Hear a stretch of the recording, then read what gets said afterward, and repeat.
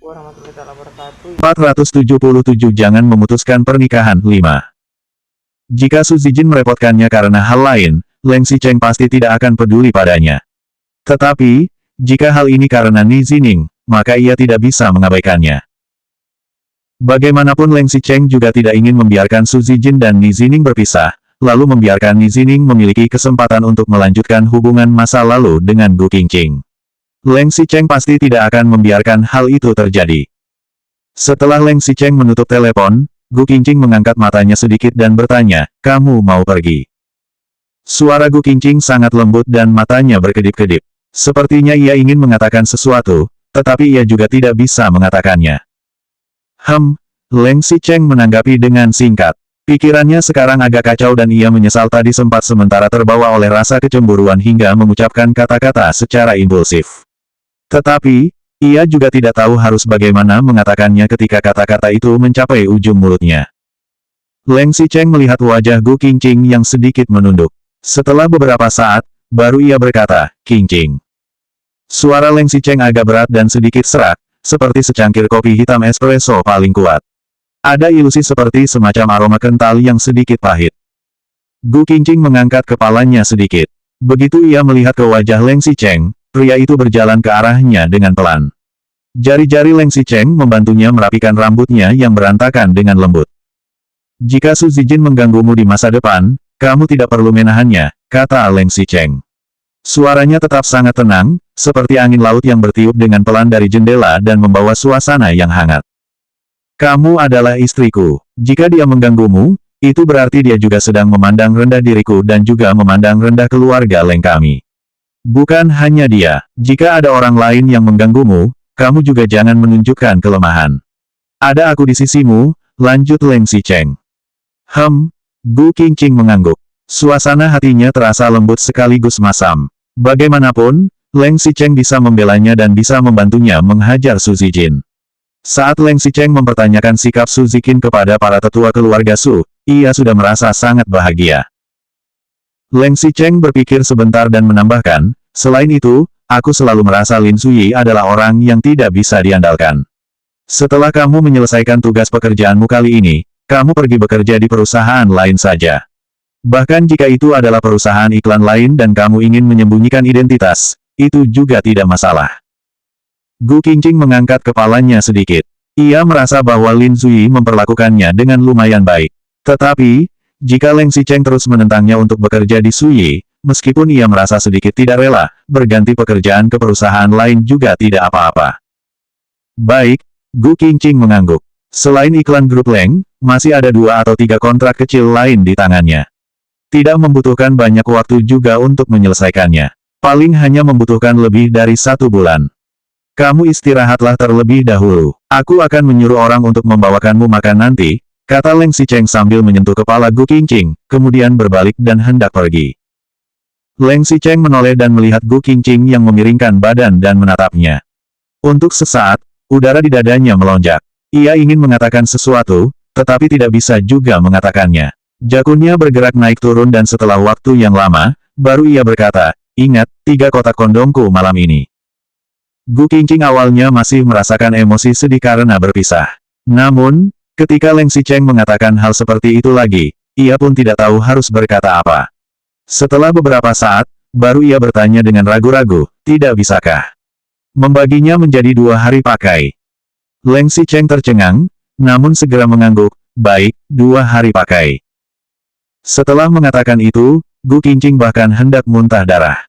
3 kotak dalam 2 hari. Bahkan jika 1 kotak hanya berisi 3, 2 malam juga. Langkah kaki Leng Xicheng tiba-tiba tertarik kembali ketika melihat wajah Gu Qingqing memerah, bulu matanya yang panjang berkedip, matanya yang lembab karena sedikit marah, dan penampilannya yang sedikit malu. Ia tiba-tiba berdiri di depan wajah Gu Qingqing yang terkejut. Lengan Leng Xicheng yang ramping melingkari pinggang Gu Qingqing yang ramping dan lembut, lalu membawanya ke depan tubuhnya. Ia menurunkan wajahnya yang tampan dan mencium di bibir Gu Qingqing dengan lembut. 478 Jangan memutuskan pernikahan. 6. Gu Qingqing tercengang. 2 bibir lembut menempel satu sama lain, seperti awan yang lembut. Bibir Leng Xicheng sangat cantik. Bibir bagian atasnya agak tipis, bagian tengahnya memiliki garis bibir yang indah, dan bagian bawahnya sangat penuh. Sulit membayangkan bahwa nada dingin itu biasanya diucapkannya dengan menggunakan bibir yang begitu halus dan lembut. Gu Qingqing merilekskan tubuhnya secara tidak sadar, kemudian ia mengulurkan tangannya dan dengan lembut menopang di punggungnya yang kuat. Karena pergerakannya yang tidak terkendali ini, Leng Xicheng dengan lembut memperkuat kekuatannya.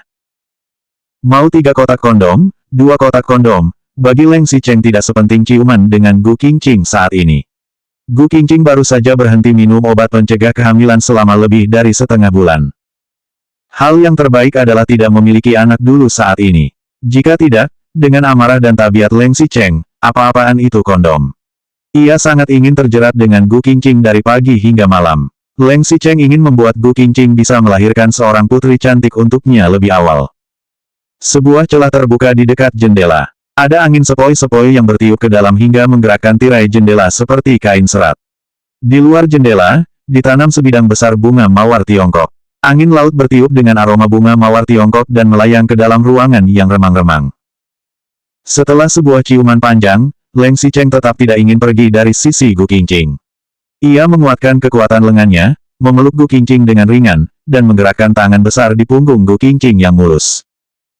Gu Qingqing juga tidak ingin Leng Xicheng pergi. Setelah 3 tahun mereka memiliki hubungan sebagai suami dan istri, akhirnya ada begitu sedikit cahaya dan harapan untuk bisa berubah. Bahkan jika itu untuk reputasi keluarga atau untuk reputasi seorang pria, Leng Xicheng tetap berdiri di depan Gu Qingqing untuk melindunginya dari angin dan hujan. Sejak kecil, tidak ada orang yang memperlakukan Gu Qingqing dengan begitu baik kecuali ayahnya. Bahkan, jika pada saat itu Ni Zining menyukainya, pria itu juga menyerah ketika menghadapi tekanan dari orang tuanya. Ni Zining tetap pergi ke luar negeri dan terbang ke tempat yang jauh. Jika ayah Gu Qingqing tidak meninggal, akan seberapa bahagia dirinya melihat Gu Qingqing seperti telah menyentuh pintu kebahagiaan.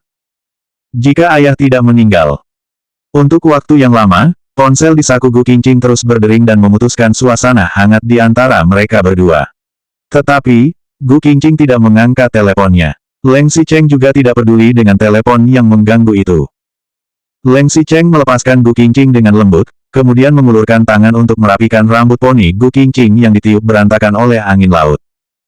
Kamu baru kembali kemarin. Kamu jangan keluar hari ini. Aku akan menyuruh koki untuk memasak makanan rasa ringan untukmu nanti. Aku harus menangani tugas pekerjaan nanti dan akan kembali agak malam, jadi kamu tidak perlu menungguku, kata Leng Xicheng pada Gu Qingqing.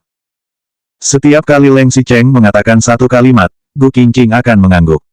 Setelah Leng Xicheng menyelesaikan kata-katanya, Gu Qingqing juga mengangkat kepala dan berkata, kamu juga. Leng Xicheng menundukkan kepala dan menatap Gu Qingqing. Kemudian, Gu Qingqing menambahkan, pekerjaan itu melelahkan, tapi tidak boleh lupa makan juga. Leng Xicheng mengangguk. Meskipun tidak ada fluktuasi besar di suaranya, tatapan matanya malah tanpa sadar menjadi sedikit lebih lembut. Melihat mata Gu Qingqing yang terkulai membuat Leng Xicheng masih ingin maju dan menciumnya. Namun, saat wajahnya sedikit mendekat, ponsel Gu Qingqing berdering lagi. Aku akan pergi, kata Leng Xicheng sambil sedikit mengernyit, jelas terlihat sedikit tidak puas. Gu Qingqing mengangguk.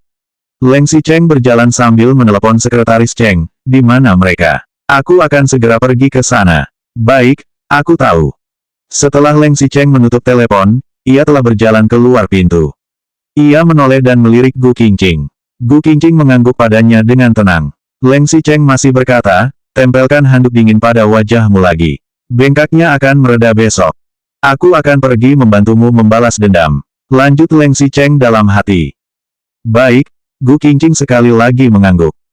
Kali ini, Leng Xicheng akhirnya benar-benar pergi. Gu Qingqing terus menunggu hingga pintu tertutup, baru mengambil ponselnya. Tetapi, ternyata malah ibunya yang meneleponnya. Selanjutnya bab L479 jangan memutuskan pernikahan 7.